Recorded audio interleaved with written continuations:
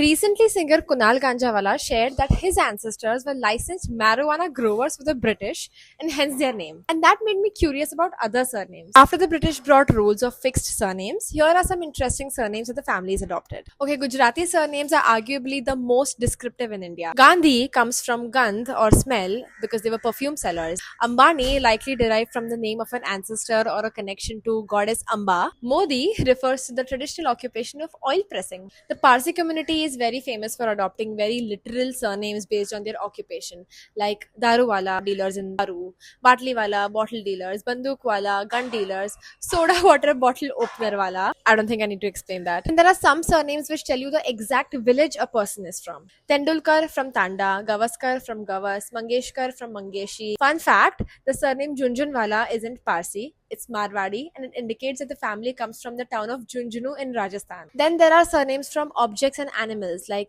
Gadve for donkey, Tambe for copper. And there were some who adopted English professional surnames like engineer, contractor, doctor. Bajaj is a surname derived from the Arabic word bazaz, meaning cloth merchant. Then you might know that most Sindhi surnames end in ani, which is derived from the Sanskrit word yani for descendants. So Advani are descendants of Adumal, Hiranandani are descendants of Hiranand. Surnames ending in ja mean born of.